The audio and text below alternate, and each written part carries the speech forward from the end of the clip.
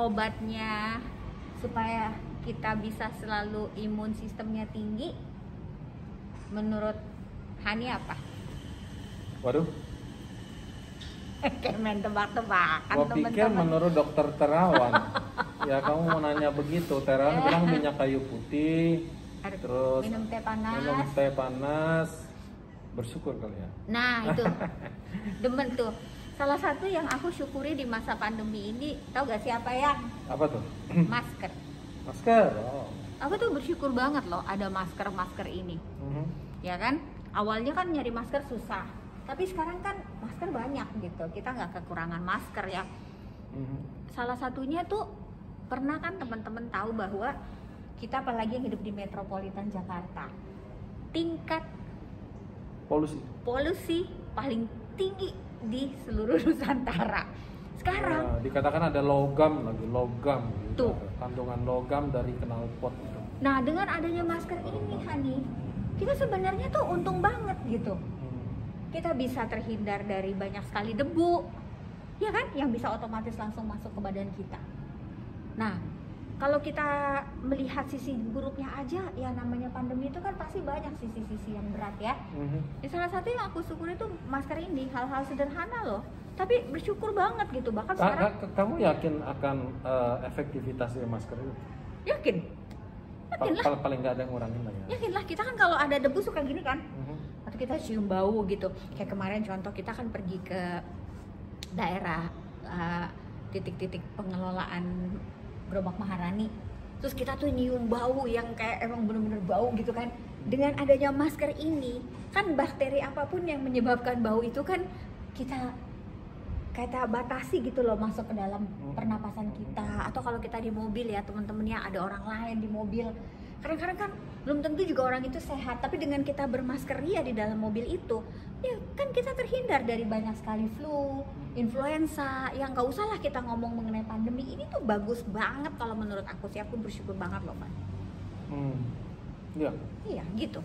Nah jadi bersyukur itu bukan melulu harus hal-hal yang kayak spektakuler. Kita bisa melatih diri kita untuk bersyukur dengan hal-hal kecil yang bahkan ya kalau secara cewek juga aku seneng banget karena dengan masker ini kita nggak usah dandan yang harus gimana banget gitu, nggak pakai lipstick juga nggak ketahuan kan.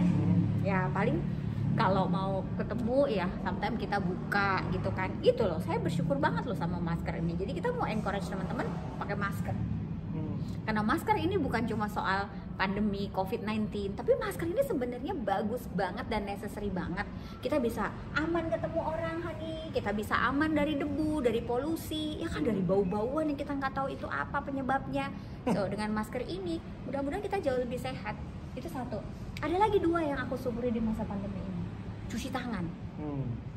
Saya bersyukur banget. Boleh dibuka sih kalau mau, biar kelihatan gantengnya ya teman-teman. Jadi Aku buka ya. 1, 2, 3. Ya. Terus satu lagi cuci tangan teman-teman. Aku tuh bersyukur banget kita sekarang nih bisa menjadi orang-orang yang lebih sehat dan lebih bersih.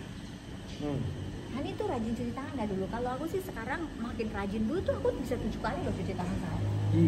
Iya, karena aku nggak bisa kalau tangan kotor-kotor gitu pasti ke toilet cuci lagi gitu, cuci lagi. Nah, jadi di masa pandemi ini ya, dengan kita diajarkan untuk selalu rajin mencuci tangan. Saya mah dari zaman Pak siapa tuh Sutioso. Dari Bang Sutioso masih jadi gubernur kan ada tuh campaign cuci tangan. Aku udah mulai. Dia ada ya? Ada. Terus cuci tangannya cuman belum secanggih sekarang lah, harus gimana gitu. Nah sekarang dengan cuci tangan sebetulnya teman-teman kita itu akan terhindar dari banyak sekali kuman-kuman penyakit yang bisa masuk ke dalam tubuh kita. Nah ada satu cerita nih Han, di UK ya, di Inggris kalau nggak salah. Saya di Inggris, coba teman-teman kalau tahu koreksi saya. Jadi ada satu kejadian di mana itu terjadi yang namanya kematian dari ibu-ibu yang melahirkan. Ya. Pernah dengar cerita itu? Belum. Hampir 90% kalau nggak salah itu ibu yang melahirkan itu meninggal. Wow. Nah, terus bingung orang zaman itu gimana? Ini zaman Renaissance sih kalau nggak salah. Kok abad berapa? Iya, masih zaman dulu gitu. Jadi setiap ibu yang melahirkan itu meninggal ibunya.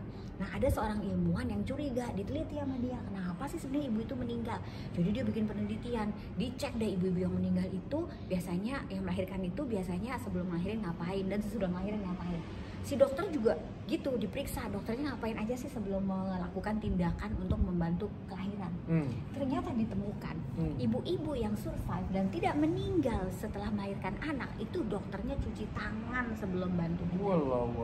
Nah penemuan itu ditemukan setelah 3,5 tahun kalau nggak salah gitu. Nah terus ada juga yang menarik itu dia pakai celemek, nggak diganti celemeknya itu, alasnya itu.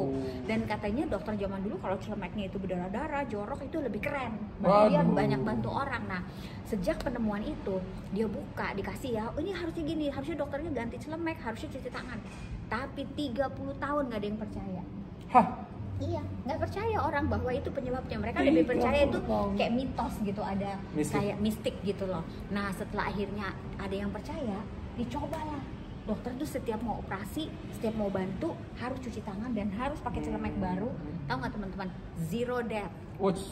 Tidak ada lagi perempuan yang meninggal karena melahirkan. Nah, jadi dua hal sederhana ini kami pengen ngingetin teman-teman semua untuk bersyukur, buat masker dan cuci tangan. Dan juga ya yang lain lagi, aku senang banget sekarang kita nggak usah salam-salaman, nggak usah cipika-cipika gitu. Paling nggak suka cipika-cipika ketemu. Kayaknya udah nggak ada lagi cipika-cipiki ya. Nggak berani lah peluk-peluk ngapain iya. juga. Dulu mah cipika-cipiki ya. Apalagi kita kalau di dunia kita ya network salaman cium kiri. Aduh kayak kalau nggak salaman tuh kayak nggak enak, kalau nggak cipika juga kayak nggak enak. Sekarang kita nggak usah. Jadi teman-teman marilah kita melatih diri kita untuk bersyukur. Bersyukur dari hal-hal yang sederhana akan meningkatkan imun sistem kita, akan membuat hati kita lebih merasa berkelimpahan. Berkelimpahan, pakai masker bersyukur, cuci tangan bersyukur, nggak usah cipika-cipika bersyukur. Nah mudah-mudahan kita bisa menjadi manusia-manusia yang lebih sehat lagi di masa pandemi ini. Gitu. Justru masa pandemi lebih sehat. Lebih sehat, lebih aware. Lebih sehat. Katanya kan si orang-orang bilang new normal, apa sih yang sebenarnya yang baru di new By the way, kita ini udah berapa bulan ya new normal? Maksudnya? Udah berapa bulan kita new normal? Ini kan campaign new normal itu kan waktu dibuka lockdown tuh. Maret 3 bulan Juni bukan begitu. Jadi apa sih yang dimaksud dengan yang baru di dalam normal yang baru itu apa sebenarnya? Kalau saya menyimpulkannya, kita lebih banyak bersyukur dan kita lebih bersih daripada sebelumnya. Gitu teman-teman. Jadi cuci tangan, pakai masker, pakai masker, jaga jarak, cuci tangan. Ini sih nggak usah jaga jarak ya, tiap hari berdua ini. Pakai masker, cuci tangan, cuci hati perlu. Cuci hati dengan bersyukur.